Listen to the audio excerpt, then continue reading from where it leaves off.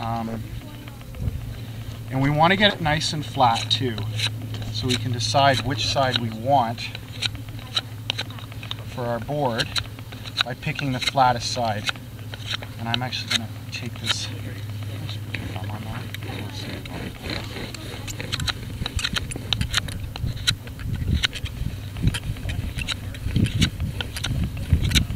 So I'm just ripping away, getting this down, getting this nice and squared off, making sure I'm super careful with my knife.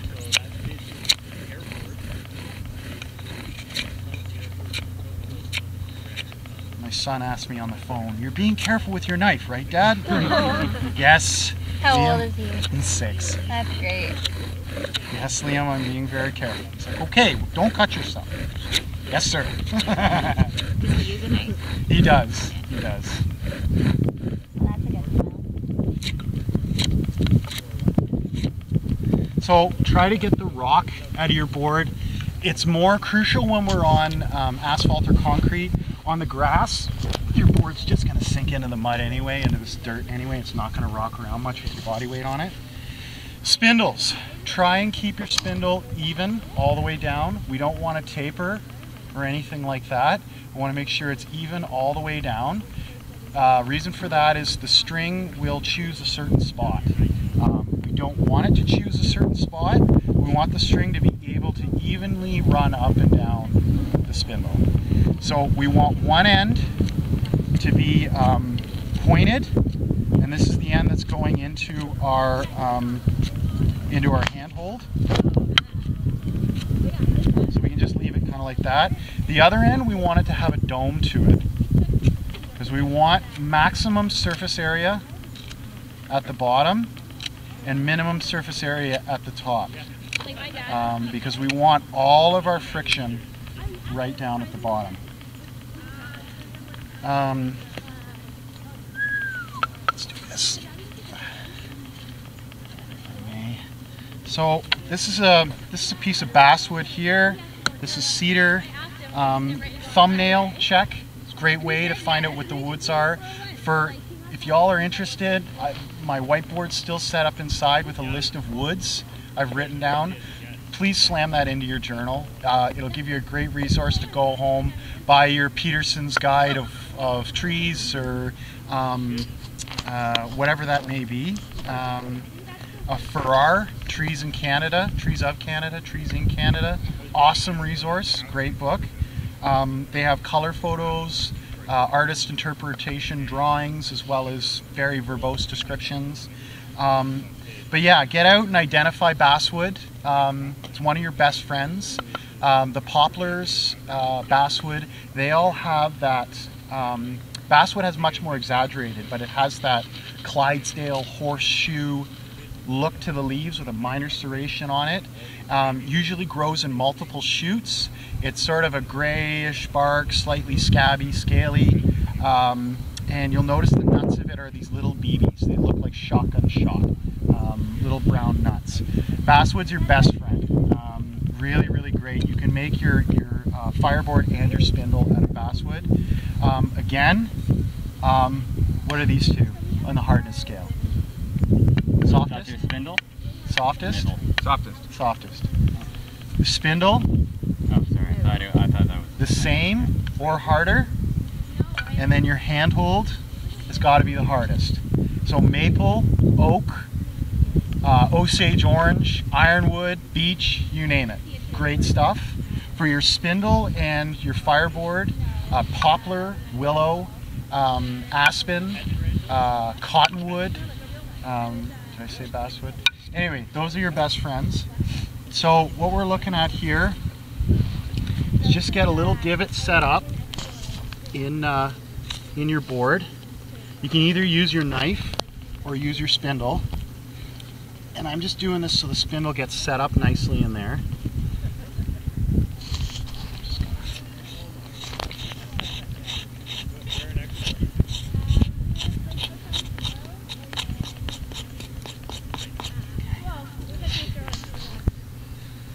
So we really want to avoid, have the spindle on the outside of the bow, and we really want to avoid this kind of stuff going on. So this tells me this needs to be tightened.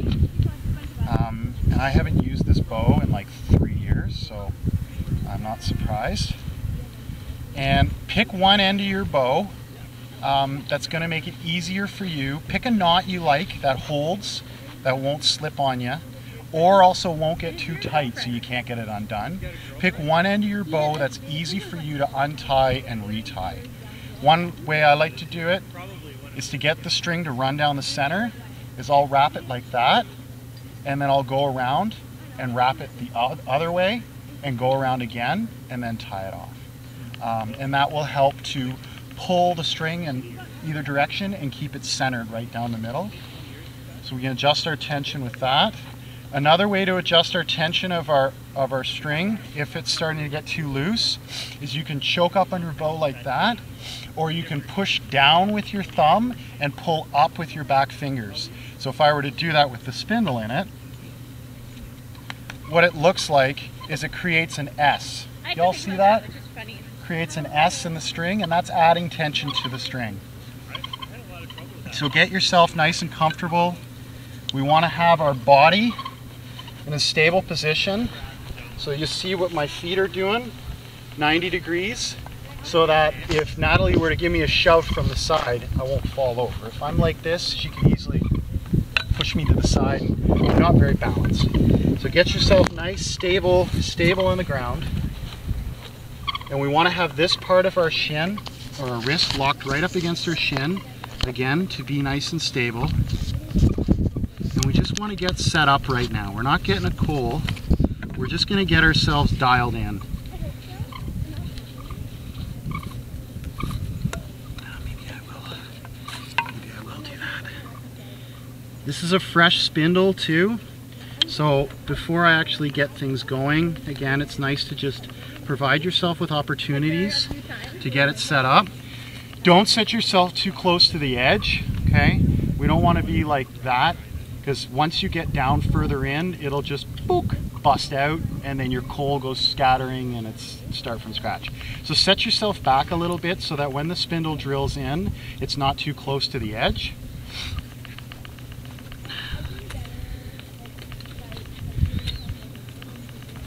And we'll just get burned in here.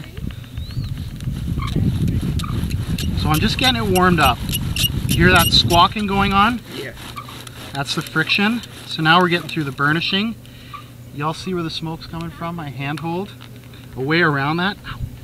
Way around that. Get one of these nice gnarly little bits here. Sorry ladies, it's kind of gross. Earwax is awesome. Beeswax is awesome. I use pine pitch, pine sap, all that great stuff.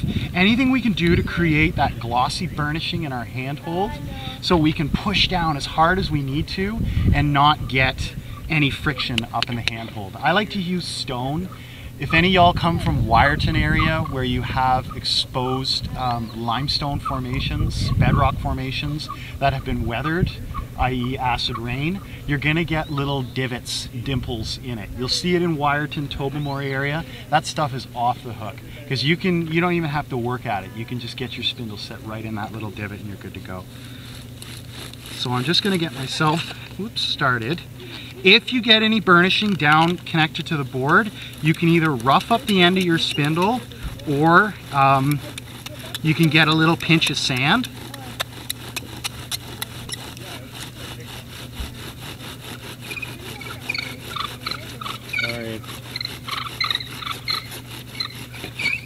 So I'm starting to get friction in the end. You can see that it's smoking. Another thing I could probably do, if there was some clay around or some silt or something, I'm just going to hope that there's a bit of clay in this dirt. So I've started to burn in. What we're going to do now is we're going to cut our notch into the board. You want this to be at the edge of it, you want it to be as wide as you can really get away with. I would say about 1/4 of the size of the divot. When you get to the center though, you want it to be about 1/8 of a pie slice. We want to make sure the walls here of it are nice and straight. We're going to do this for a place to accumulate dust, but we're also going to do it for airflow too. Because as the spindle's spinning, it's going, so it's pushing air down and it's pulling air up, and that's gently breathing on the coal. It just depends where you do it.